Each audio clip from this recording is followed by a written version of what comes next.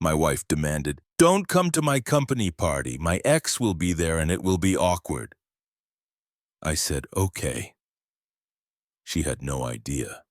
Her boss invited me as a surprise guest. When she showed up and saw who was sitting next to me, her face went pale. "All right, Reddit." My wife said it would embarrass her if I showed up at her office party because her ex would be there. She had no idea that I was the new regional director, invited as a surprise guest. Grab your popcorn and enjoy the show. This one's got a delicious revenge. I'm Carter, 34, male, and 3 weeks ago my marriage fell apart in front of 150 people at a corporate holiday party. But I'm getting ahead of myself. We'd been married for 7 years, met in college at some party where everyone pretended they weren't bombing their classes. She was studying pharmaceutical sciences. I was in business management. Got married young, bought a house in the suburbs, did the whole domestic thing. The first sign something was wrong came about 2 months before the party. Anna started dressing way better for work. Better like I'm trying to get someone's attention better. New dresses, perfume I'd never smelled, spending 45 minutes getting ready for a random Tuesday morning meeting. When I mentioned she looked nice, she'd get weird and defensive. I'm just being professional, Carter. Not everyone can work in sweatpants from home. Nice job at my remote consulting job, which paid 70% of our mortgage, but apparently wasn't good enough for her. Then the phone thing started. She'd be scrolling during dinner, smiling at the screen. When I'd ask what was so funny, she'd flip it face down and say, "Work stuff." I didn't push it. Maybe that was stupid, being the chill guy who doesn't check phones or start drama. Figured if something was wrong, she'd talk to me eventually. We were adults. We communicated. At least I thought we did. Then one Tuesday, she dropped it on me. I was making dinner when Anna walked in and leaned against the counter with that look. You know the look. "So the office holiday party is Friday," she started, not looking at me. "I think maybe you should skip it this year." I looked up. "Why?" "Scott's going to be there." Scott, her ex-boyfriend from before we met. They dated for 2 years in their early 20s. According to Anna, it ended fine when he moved to Seattle for some big sales job. I'd never met him, never even seen a picture. He was just this random ex from her past that I'd never thought about. "Okay," I said slowly. "And that matters because," she hesitated, "it might be awkward." "Ex at a work event, I just think it's easier if you're not there. I'll go show my face and come home early." Something in her tone felt off. Not loud alarm bells, just this quiet feeling in the back of my head. "Anna, we've been married 7 years. Why would I care about some guy you dated over a decade ago?" "You wouldn't, but he might. He's been kind of friendly lately, asking about my life, commenting on old photos. I just want to avoid drama. If he's making you uncomfortable, talk to HR. It's not that serious." She opened the fridge, grabbed a water bottle, wouldn't look at me. "Just do this for me, okay? Please." And like a complete idiot, I said yes. Because in 7 years, Anna had never given me a real reason not to trust her. Sure, she'd been distant lately, but I figured it was work stress. She'd never been sketchy about where she was, never had weird charges on our credit card. So, when she asked me to skip one party, I figured whatever, no big deal. What she didn't know was that I had my own surprise coming. 2 months earlier, I'd gotten a call from a recruiter, one of those LinkedIn messages that usually go straight to spam, except this one actually got my attention. They were looking for a regional director of operations at a pharmaceutical company. My background in logistics and business management made me a good fit. The company, same one where Anna worked. I went through 3 rounds of interviews, all with corporate headquarters in Philadelphia. Not the local office where Anna's sales team worked. The position would oversee multiple departments across the region, including supply chain, compliance, and, sales operations. Big step up from my current remote consulting thing. I'd been working from home for 4 years, mostly handling client accounts and process improvement stuff. The pay was good, but the isolation sucked. 8 hours a day talking to people through a screen while Anna came home with stories about client meetings and office drama. I had nothing to add except my internet went out again today. I'd mentioned to Anna months ago that I was looking for local jobs. Told her I wanted to be more present, less isolated. She'd been supportive in that vague way. Nodded, said, "That's great, babe," then went back to scrolling her phone. The offer came through the week before Thanksgiving. The CEO, Adrian, personally called to offer it to me. Starting salary was 35% higher than my current rate. Full benefits, company car, clear shot at VP within 2 years if I did well. I accepted right away. Adrian told me they wanted to introduce me to the regional staff at the holiday party. Make it a surprise announcement. Get everyone hyped about new leadership. He'd even set up a car service to pick me up. I'd start officially the Monday after, but this would be my first appearance. I didn't tell Anna because I wanted to surprise her, thought she'd be excited, her husband working at the same company. The irony of that hits different now. Friday afternoon, she spent 2 hours getting ready. Long shower, hair curled with the expensive iron she usually saved for weddings. Changed outfits 4 times before settling on a tight black dress. "You look beautiful," I said from the doorway. She jumped like I'd caught her doing something wrong. "Thanks. Just want to look professional. Adrian's going to be there, you know. Important to make a good impression." Adrian, her CEO, my new boss, small world. She kissed me goodbye around 7. Reminded me not to wait up. Grabbed her keys and left. I watched her car disappear down the street, then went to get ready. The car service showed up at 8:15. Clean black sedan, driver in a suit, whole deal. I wore my charcoal gray suit, the one I'd bought for the final interview, and reviewed my mental notes about the regional staff during the drive. The party was at a hotel downtown. I could hear music from the parking garage. Adrian had texted me to meet him at the executive table when I arrived. Wanted to introduce me to key people before the big announcement. I walked in at 8:30, scanned my invitation, headed toward the main ballroom. The place was packed, maybe 150 people, all dressed up, standing around with drinks and small plates. Adrian spotted me right away and waved me over to a large table near the front. That's when I saw him. Scott sitting right where Adrian was pointing for me to sit. I didn't know it was Scott at first, just some guy in an expensive suit, mid-30s, with the kind of smile that screamed, "I close deals and sleep with married women." Adrian made introductions while I was still processing. "Carter, this is Scott Carson, our new VP of Sales, just promoted last month after moving back from Seattle. Scott, meet Carter Price, our incoming Regional Director of Operations. He starts Monday, but I wanted him to meet the team tonight." Scott stood up, extended his hand with this smug grin. "Glad to have you, man. You're going to love the culture here. Really collaborative environment." "Collaborative, right?" I shook his hand. Firm grip, direct eye contact. Sat down next to him and started scanning the room for Anna. Found her near the bar with a group of co-workers laughing at something someone said. She looked happy, had no idea her plan was about to blow up in her face. Then Scott's phone buzzed. He glanced at the screen and this smile spread across his face, a knowing smile.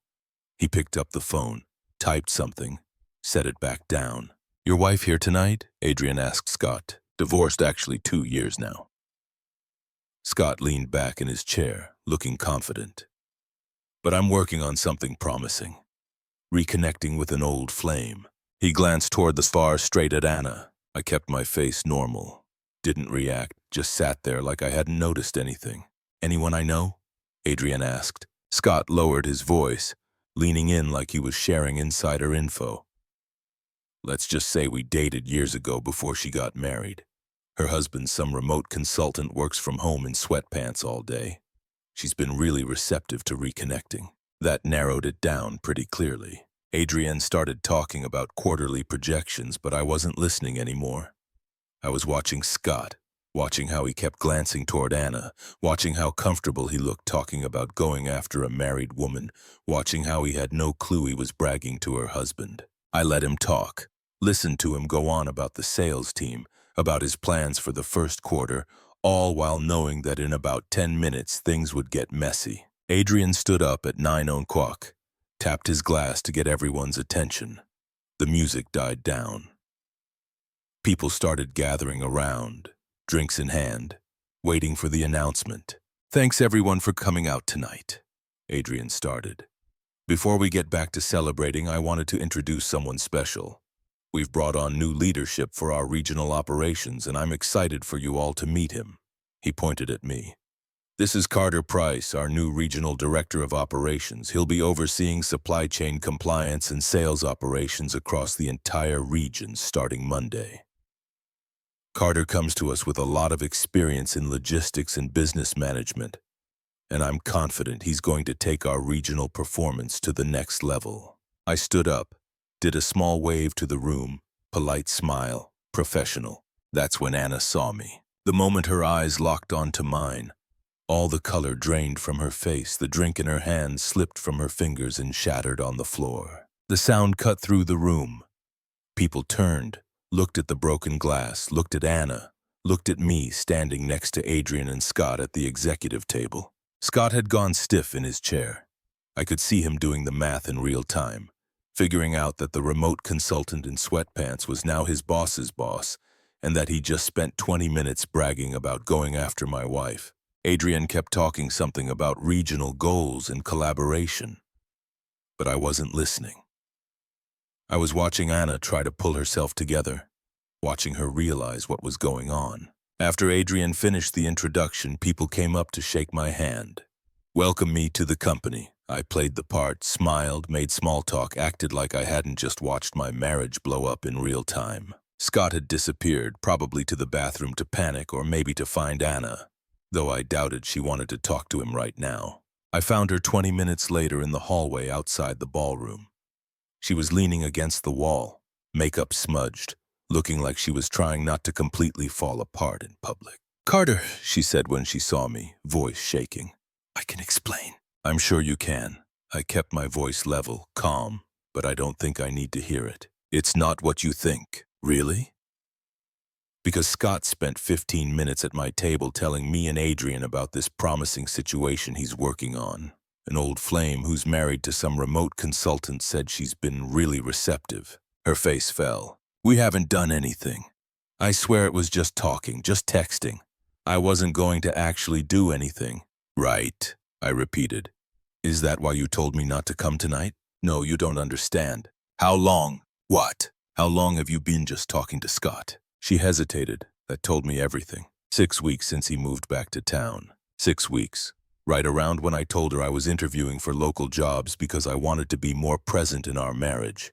"Here's what's going to happen," I said, still keeping my voice calm. "I'm going to finish this event. You're going to go home, pack a bag, and stay somewhere else tonight. I don't care where, but you're not coming back to my house." "Your house? Carter? We bought that house together, and I've been paying most of the mortgage for the past 4 years while you've been spending your salary on new dresses and expensive dinners with Scott. So yeah, my house. This is crazy. You can't just kick me out because I was talking to someone." "Watch me." I pulled out my phone. "Open the account settings for our cell phone plan. Actually, before you leave, I'm going to need something." "What?" "Detailed text records from your phone. Past 2 months should do it." Her face went white again. "You can't do that." "Actually, I can. Family plan. Primary account holder. Thanks for making me set that up when we got married. Really handy now." I pulled up the carrier's website, went to the records request page, filled it out right there in front of her. 3 to 5 business days. Should be interesting reading. She froze. "Carter, please don't do this. I made a mistake. I got confused. Scott was giving me attention and I got swept up in it. But I love you. I've always loved you. You told him our marriage was basically over. That I'm boring and lazy and you were looking for a way out." She started crying, but I was done. Walked back into the ballroom, left her standing there in the hallway. Spent the rest of the night pretending everything was fine. Scott had left early. Anna was gone when I went back to check. The car service dropped me off at home around 11 o'clock. Anna's car was in the driveway, lights on in the bedroom.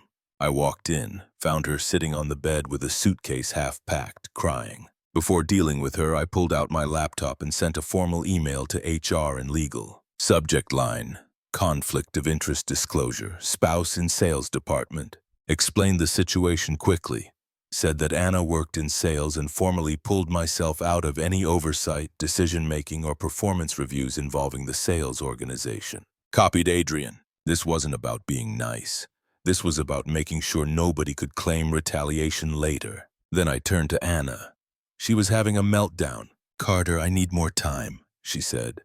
"I can't just leave tonight. Where am I supposed to go?" Not my problem. I grabbed my laptop bag from the office, headed back toward the door. "Where are you going, my brothers? This is your one night to get your stuff and leave. Anything left after tonight goes into storage. You can arrange pickup through your attorney." "You don't mean that." I stopped at the door, looked back at her. 6 weeks, Anna. You spent 6 weeks complaining about me to another man, planning who knows what, and you didn't think I'd find out.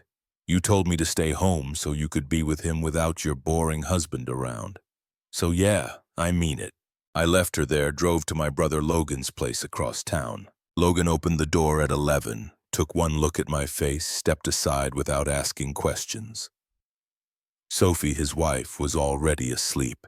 He grabbed 2 drinks from the fridge, handed me one, sat down across from me at the kitchen table. "Want to talk about it? My wife's been having an affair with her ex. Found out tonight at my new company's holiday party. He's the VP of sales. I'm his new boss's boss. Whole thing blew up in front of 150 people. He let out a low whistle.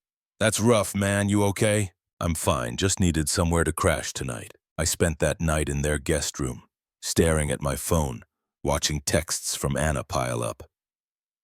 Apologies, excuses, promises to fix things. I didn't respond to any of them. Saturday morning, I woke up to an email from the phone company. They'd rushed my request, probably because of my premium business account.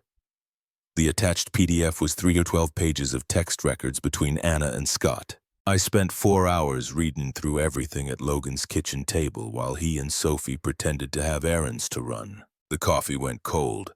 My breakfast sat there uneaten because what I was reading was so much worse than I'd thought. They'd slept together 3 times. Not just emotional affair, not just texting, physical. Hotel rooms, meetups when she claimed she had client calls. The first time was 4 weeks ago, some hotel downtown. Scott had booked it, told her he'd been thinking about her since he got back to town. The texts after were graphic. Anna telling him how she'd forgotten what it felt like to be desired. Scott promising he'd make her feel that way every time they were together. The second time was 2 weeks ago. Same hotel, longer this time. 3 hours on a Wednesday afternoon, Anna had told me she had a conference that day. The third time was Monday, 3 days ago, the day before she told me not to come to the party. They'd been planning more. Scott had booked a room for next weekend, some boutique place that charged $350 a night. Anna was going to tell me she had an overnight sales conference in Baltimore. Early morning sessions that meant she needed to stay Friday night. There were entire conversations about me. Anna complaining that I'd gotten lazy, gained weight, and stopped trying. Scott agreeing that I didn't deserve her. The irony of this coming from someone who didn't know I'd just been hired as his boss wasn't lost on me. She told him I spent my weekends gaming instead of taking her out. What she didn't mention was that she'd asked me to give her space on weekends. Me time, she'd called it.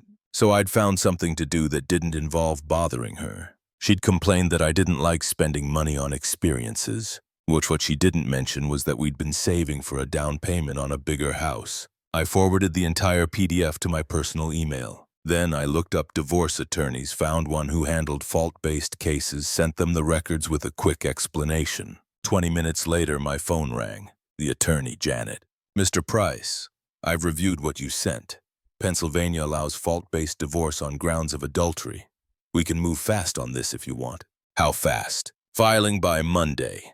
Given the evidence, I'd recommend going after full custody of any marital assets, including the house. You've been the primary financial contributor based on what you've told me." Sunday morning, Anna showed up at Logan's house. Sophie answered the door while I was in the guest room. I could hear the conversation from down the hall. I need to talk to Carter. Please, just 5 minutes. He doesn't want to see you, Anna. I know I made a mistake, but we've been married for 7 years. That has to count for something. You slept with another man. Sophie's voice was cold. While Carter was home making you dinner and trying to save for your future. You need to leave. I'm not leaving until he talks to me. Logan's voice joined in. Either you leave now or I call the cops. Your choice. I heard Anna break down in sobs, but Logan and Sophie didn't move. After about 10 minutes, she left. Monday morning, my first official day as Regional Director of Operations. I showed up at 7:30, found my corner office on the 3rd floor, windows overlooking downtown. Adrian knocked on my door at 8:00. Got a minute? Of course. He closed the door, sat across from my desk. HR was briefed on Friday night's situation over the weekend. We're moving quickly on this. Okay. Scott's been placed on administrative leave pending investigation. Going after a subordinate spouse creates major liability, especially given the power dynamics. And with you being his superior, it's even more problematic. What about Anna? She's been transferred to the Western Territory effective today. Different manager, different team works out of a satellite office 2 hours away. You won't have any direct or indirect oversight of her department. There's more, Adrienne said, leaning forward. HR did a deep dive into Scott's activities during the investigation. Found problems in his expense reports, personal travel billed to corporate, client dinners that were actually dates. We're talking about major misuse of company funds. I paused. How major? North of $30,000 over the past 6 months. Accounting traced personal airfare and hotel bills back to charges on the corporate card. Scott signed the expense forms himself, claimed they were business-related. I let out a low whistle. That's serious. He's being terminated today. We're also considering legal action to recover the stolen funds. Adrian paused. Look, I'm sorry about how this all played out. If I'd known about any of this, I never would have seated you together Friday night. You couldn't have known. The morning meeting was at 9 o'clock. The conference room packed with department heads, all of them sneaking glances at me. Word traveled fast in small offices. Adrian introduced me formally, explained my role and responsibilities, and went through transition timelines. People asked standard questions about reporting structures and decision-making. Anna didn't show up. Her manager mentioned during the sales update that she'd been transferred to the Western Territory. Would be working remotely on client accounts. Everyone knew why. By Tuesday, her texts had gone from apologetic to desperate. 157 messages. I blocked her number, set up all communication to go through my attorney. That night, her mother, Marcia, called. I answered because I figured I'd have to deal with her eventually. Carter, what on earth is going on? Anna is devastated. She's been crying for 3 days straight. Did she tell you what happened, Marcia? She said there was a misunderstanding with an old friend. That you're blowing things out of proportion. Is that what she called it? I let the statement hang there. People make mistakes. You don't throw away a marriage over one mistake. It wasn't one mistake. She slept with him in hotels while lying to me about where she was. Silence on the other end. Then she... What? She didn't tell you that part, did she? No, she said they'd just been talking. They were doing a lot more than talking.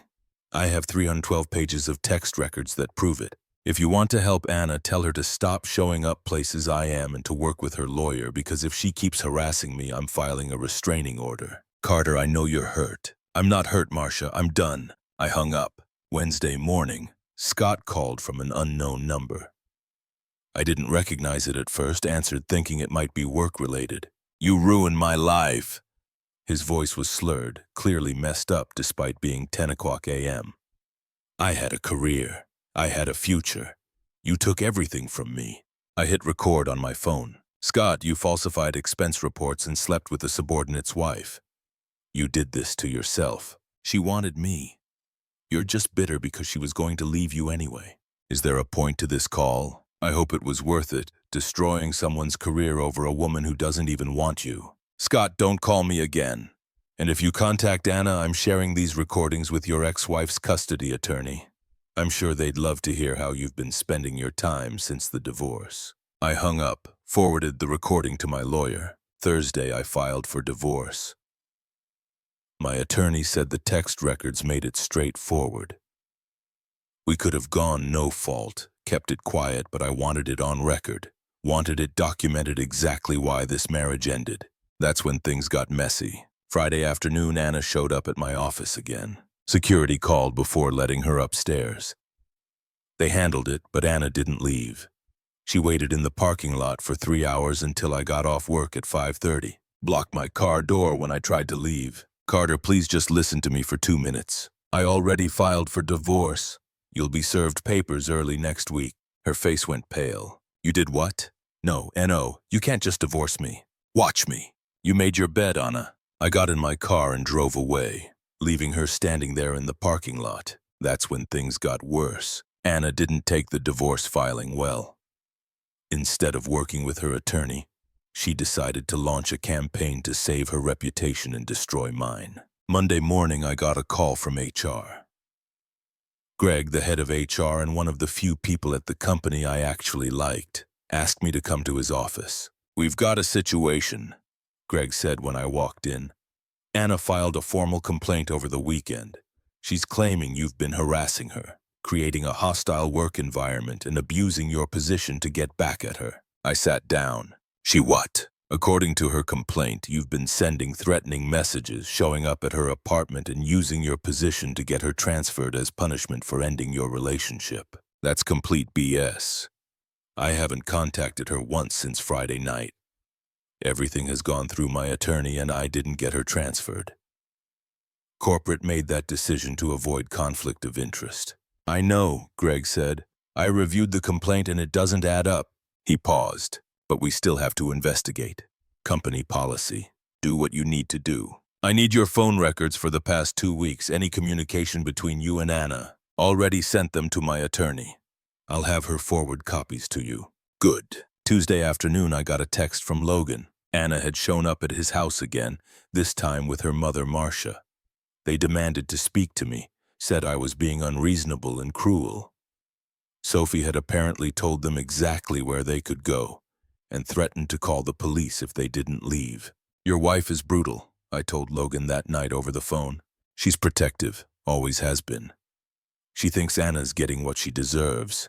She's not wrong. Wednesday morning, Scott showed up at the office. Security called me right away. There's a Scott Carson in the lobby demanding to see you, says it's urgent. He's been terminated and is on a banned persons list. Call the police. Already did. They're on their way. I went down to the lobby with Greg. Scott was standing near the entrance, clearly still messed up from the night before. When he saw me, he started yelling. You destroyed my life. Everything I built gone because you couldn't handle your wife wanting someone better. Scott, you need to leave, Greg said calmly. The police are on their way. I don't care about the police. I care about this guy ruining my career because he's too insecure to keep his wife happy. Security moved between us. But Scott kept yelling, drawing a crowd. Employees gathering in the lobby, pulling out phones, recording. You falsified expense reports, I said calmly. You stole company funds. You went after a subordinate's spouse. Every consequence you're facing is because of your choices, not mine. The police arrived 2 minutes later, escorted Scott out while he was still ranting. I gave a statement. Greg documented everything, and the videos employees had recorded were forwarded to corporate security. That night, my attorney called. Anna's lawyer is pushing for temporary spousal support pending the divorce. They're claiming you forced her to transfer, which reduced her income, and that she's entitled to support based on the marital standard of living. She got transferred to avoid conflict of interest. Her salary didn't change. I know. We're going to fight it. But her legal strategy is clear now. She's going to paint herself as the victim and you as the controlling, vindictive husband. The HR complaint, the spousal support motion, all of it fits that story. So keep documenting everything, don't engage. Then Anna started a social media campaign. She posted on her accounts about surviving an abusive marriage and finding the strength to leave. Vague enough to be believable, specific enough to make me look like the villain. Friends and family started commenting, offering support, calling me a monster. My phone blew up with messages from people I hadn't talked to in years. I ignored all of it. 3 weeks after the party, the divorce was moving forward despite Anna's attempts to stop it. Her HR complaint had been closed as unsubstantiated. The spousal support motion denied. Scott formally terminated and facing legal action. Everything was falling into place. That's when Anna made her final play. Monday morning, I woke up to a call from my attorney at 6:30 a.m. "We've got a problem. Anna filed an emergency motion claiming you've been stalking her. She's requesting an immediate restraining order and emergency custody of marital assets. I haven't been anywhere near her. I know. But she submitted photos to the court showing your car parked near her apartment complex. Screenshots of what she claims are threatening texts from unknown numbers and a statement from Scott backing up her stalking claims." Scott. "He's working with her now. Apparently, they're coordinating their stories. My guess is they figure if they can make you look unstable, they can either force a favorable settlement or drag this out until you cave. That's not happening. Good, because we're going nuclear on this. I'm moving for a same-day emergency hearing with full exhibits. I'll subpoena your carrier logs, pull vehicle telematics from your car's GPS system, and get office entry logs from your building security. We're going to prove she's making this up." The hearing was at 2:00 p.m. I showed up with my attorney, prepared for battle. Anna was there with her lawyer, a slick guy in an expensive suit. The judge reviewed the emergency motion. "Mr. Price, how do you respond to these claims?" My attorney stood up. "Mrs. Price is making this up to manipulate these proceedings. We have documentation proving my client has had zero contact with her. She presented everything. Carrier logs, GPS data, security entry logs." The judge's expression shifted from neutral to annoyed as she reviewed the evidence. "Mrs. Price, are you aware that making up evidence in court proceedings is a serious offense?" Anna's face went pale. I'm not making anything up. I'm just scared and confused. Your husband's GPS data shows he was at work during the times you claim he was near your apartment. The text messages you submitted as evidence from unknown numbers have been traced to Scott Carson's phone. And you filed a harassment complaint with your employer that was dismissed after investigation. This appears to be a pattern of false claims. Your Honor, my client is under severe emotional distress. Your client committed perjury."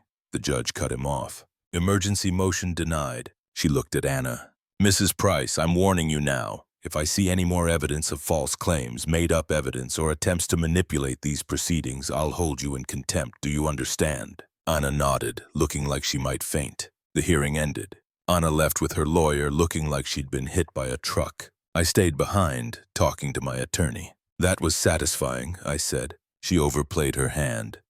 "The judge sees exactly what she's doing now. This works in our favor for the final settlement." Tuesday morning, Anna's lawyer called mine, requesting settlement negotiations. "They want to settle?" I asked. "They want to avoid trial." The judge's reaction yesterday scared them. They know if this goes to trial, Anna's going to be destroyed on the stand.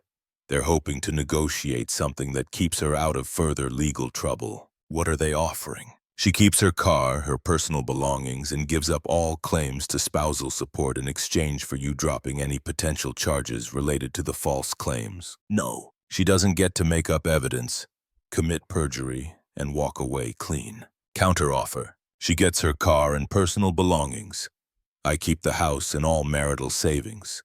She signs an affidavit admitting to the affair and the false claims, and she pays my attorney fees. My attorney hesitated. That's aggressive. She earned it. My attorney presented the counteroffer Wednesday morning. Anna's lawyer tried to negotiate, but my attorney shut it down. This is the offer. Take it or explain to a judge why your client committed perjury. They accepted Friday afternoon. 4 months after the party, the divorce was finalized. Anna signed every document without fighting anything. The affair, the false claims, all of it entered into public record. She kept her car and personal belongings. I kept the house, the savings, and my dignity. The affidavit she signed admitting to everything would follow her forever. Any future employer, any future partner, anyone who cared to look would find it. Work had become my escape. The regional director position was challenging but rewarding. Adrian had mentioned the VP track twice in our last one-on-one. Scott had moved back to Seattle. I'd heard through office gossip that his ex-wife had successfully modified his visitation rights after a custody review revealed his pattern of cheating and financial misconduct. He'd also been sued by the company for the stolen funds and had settled out of court to avoid criminal charges. Anna's life, from what I could gather through mutual friends, had collapsed. She'd been isolated in the Western Territory. Her admitted affair had tanked her reputation in pharmaceutical sales. Her performance plummeted. She missed quota 3 months straight. She was eventually let go. She was barely surviving, basically starting over. I'd moved on, dating casually, joined a gym, got back into shape, rediscovered myself. Then last Tuesday, she showed up at my house. I'd just gotten home from work, was pulling into my driveway when I saw her car parked on the street. She was sitting on my front porch steps looking like she'd been crying for hours. "Carter, please, just 5 minutes, I'm begging you." Something in her voice made me stop. Curiosity. I turned around. She looked terrible. Worse, honestly. She'd lost weight, maybe 20 pounds, dark circles under her eyes, skin pale, clothes wrinkled like she'd slept in them. 5 minutes, I said. "You're not coming inside?" She nodded, wiping her face with her sleeve. "I lost my job last week. Can't make rent. My car is about to be repossessed. I have nowhere to go. Not my problem. I know. But my parents won't help anymore. Scott won't return my calls. Carter, I'm drowning. Just let me stay in the guest room for a few weeks." I looked at her. This person who had thrown away 7 years because she couldn't stay loyal. "You told Scott I was boring, that our marriage was over. I know you slept with him 3 times while I was saving for our future. I know you filed false claims, committed perjury, tried to destroy my career. I know, I was desperate and scared. I'm sorry, and now you want me to help you. I don't have anyone else." I stayed silent for a full minute, just staring at her in contempt. Then I pulled out my phone, transferred $500 to her account. "That's enough for a cheap motel and food. After that, you're on your own. That's all you're getting. And I'm not doing it for you." She broke down crying on my porch steps, but I didn't move, didn't comfort her. Didn't offer anything beyond what I'd already given. I walked inside, closed the door, locked it behind me. Through the window, I watched her sit in her car for a few minutes, then drive away. She made her choices. She chose lies over honesty, chose to destroy everything we'd built for someone who abandoned her the moment things got rough. Now she gets to live with exactly what she deserves.